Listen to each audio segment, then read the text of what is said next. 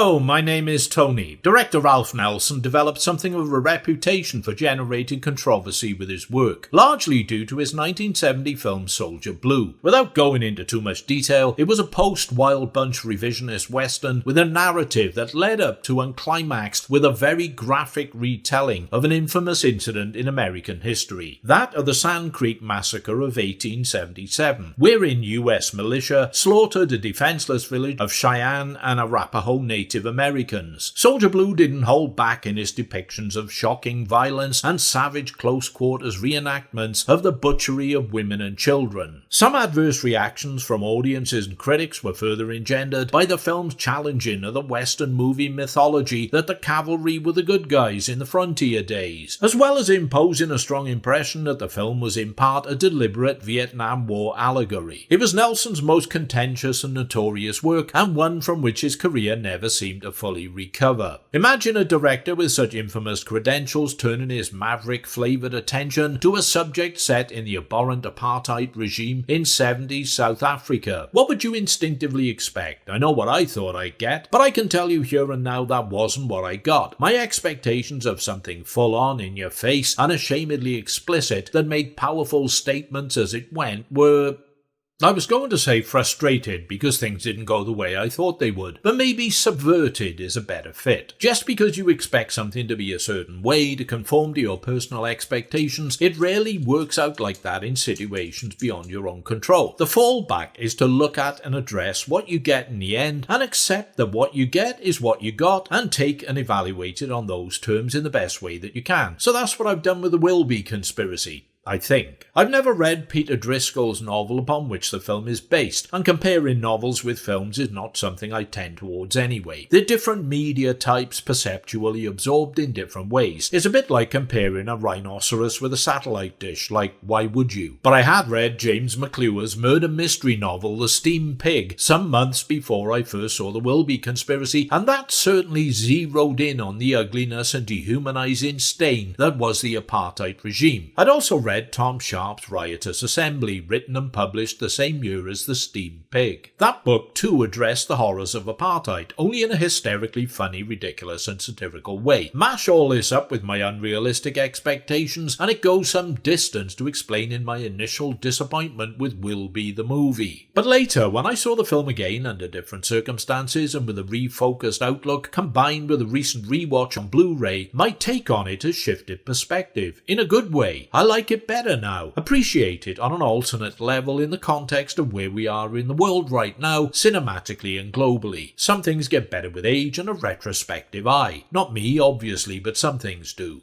Jacques Twala Sidney Poitier is an activist South African revolutionary serving time at the infamous penal colony Robben Island off Cape Town, where he's been for 10 years. He is freed in a court appeal due to the work of his crusading defence attorney Rena van Niekerk, Prunella G. Rena is separated from her husband Blaine Rutger Hauer and is involved in a passionate love affair with English mining engineer Jim Keogh Michael Caine, who is a spectator at the court proceedings. Following Twala's release, Rena suggests the three head to her office to open a bottle of champagne to celebrate. On the way, they're pulled over by two cops stopping, searching and cuffing black citizens. Twala hasn't any ID due to just being freed from custody, so the belligerent and aggressive cop slaps him in the face, drags him from the vehicle and cuffs him. When Rena intervenes, the cop knocks her to the ground. Keogh wades in and he and Twala beat the shit out of the lawmen, leaving them battered and unconscious before fleeing the scene. Realising the enormity of what's just transpired, after all, they're in what's pretty much a very unforgiving police state where not just black people, but those with sympathy towards them are instant targets. Twala and Keogh must get out of the country. Twala suggests they travel 900 miles to Johannesburg by car, where he has contacts in a political group, the Black Congress Party. They can help them cross the border into Botswana.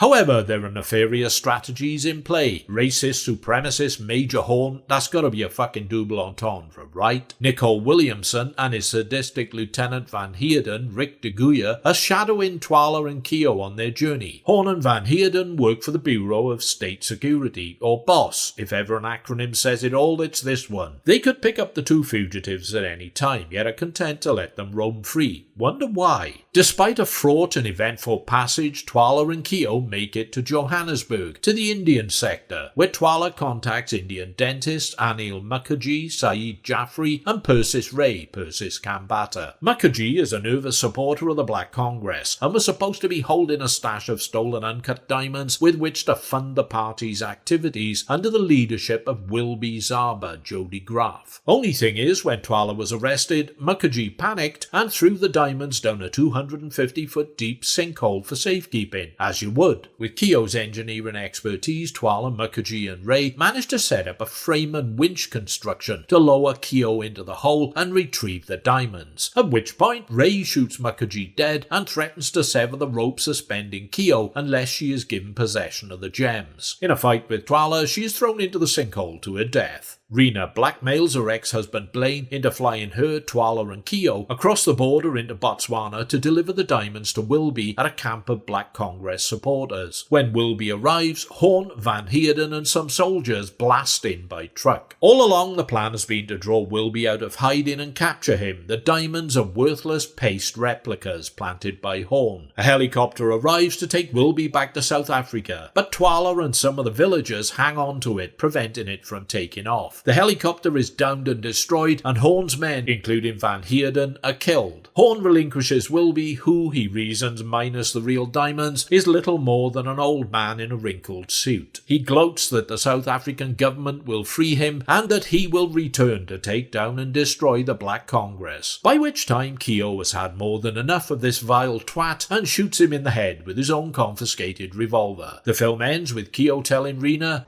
"I think I'm going to need a lawyer." First time around, I felt the Wilby conspiracy was a political thriller that pulled its punches. Set in a divided, segregated country where the minority rulers oppressed the majority population by all and any means at its disposal, it's a weighty situation that here seemed light on the old gravity. Nelson could have gone to town in any number of ways, but he took a less obvious and more circumspect approach, which was nothing like the sledgehammer style he employed with Soldier Blue. Nowadays, I view what he was trying to do from a different angle, but that's something for later. First, what, if anything, is good about it? For your buck, there are some very good actors giving some very good performances. Sidney Poitier, always the classiest of performers, is perfectly cast as Shak Twala, a man who, despite imprisonment, torture, soul-destroying humiliation and degradation, still burns with a passion for human rights, equality and dignity. You can almost feel his frustration and simmering rage, his anguish as he struggles to restrain himself in the face of continuous insults and monstrous bigotry almost hour by hour.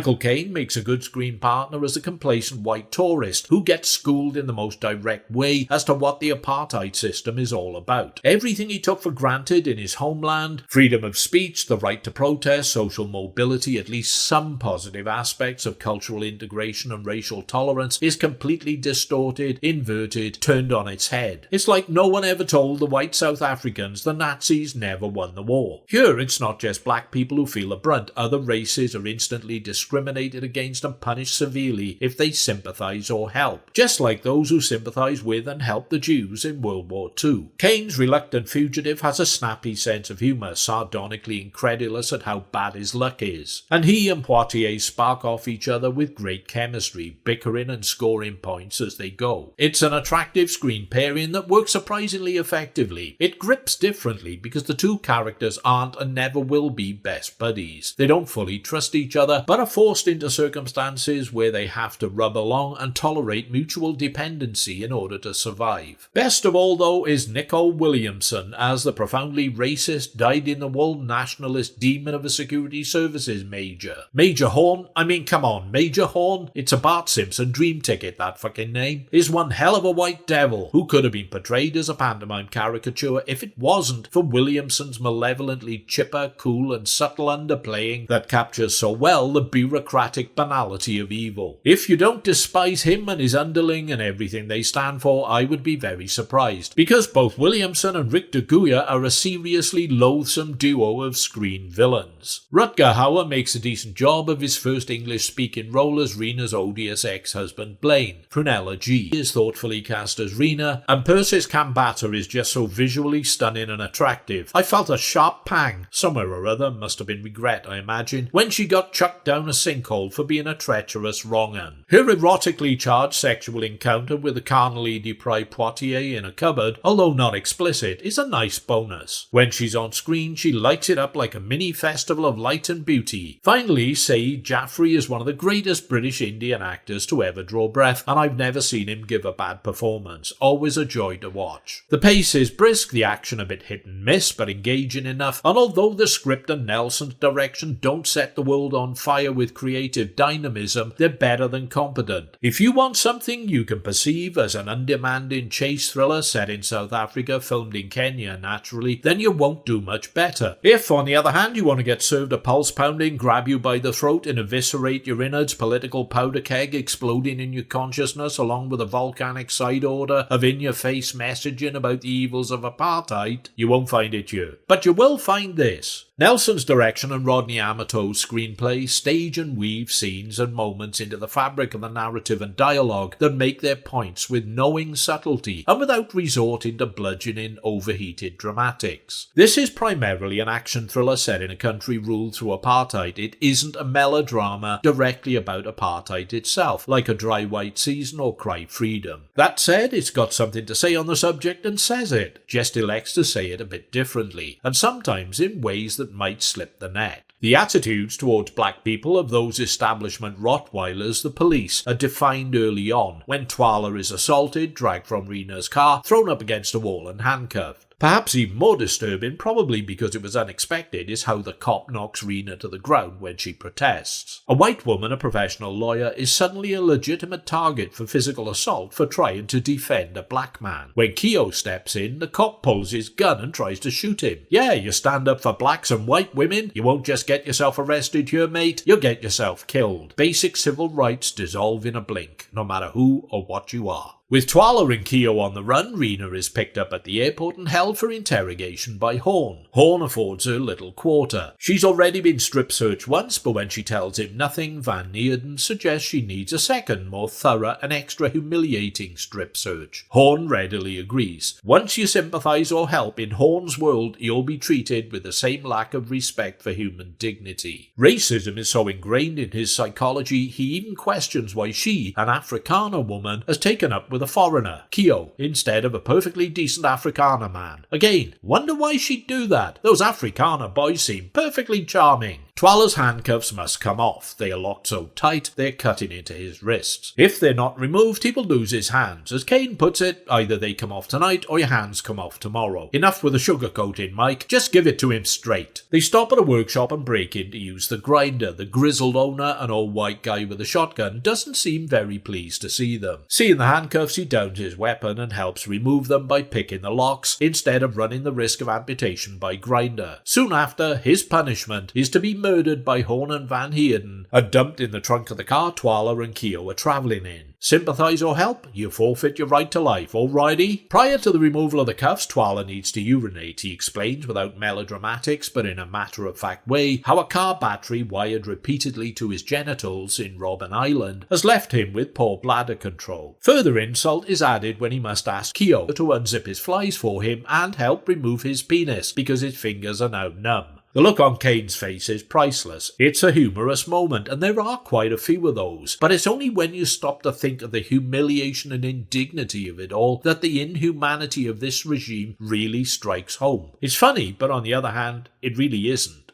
Humour is one of the mechanisms Nelson uses to make a point, veiling appalling and tragic events with a jocular overdub, but it's a thin veneer, easily seen through to the true horrors beneath the surface. Being unaware that Horn has placed a tracker on their car, Keo and Twala rock up at a native village looking for help, a place to hole up for the night and a bite to eat. The elderly leader, Abdullah Sonado, agrees, and the car is stashed in a hut overnight. The next day after they've left, Horn and Van Neerden turn up. Now significantly, this is the most emotionally affecting scene of the film, well apart from Percy Kambata going down the sinkhole, but maybe that one's just me. There is no physical violence, no death, no standard torture, just a barrage of pungent verbal contempt from Horn visited upon the old man who is the tribal leader. Horn dresses the old guy down in front of his people, strips him of all dignity or respect, diminishes him, infantilizes him, embarrasses, humiliates, reduces him to little more than a chastised backward child, as though he is nothing but the dirt beneath his feet. It's a stunningly poignant and heart-piercing moment that reveals everything that is so utterly repugnant and wrong-headed about apartheid,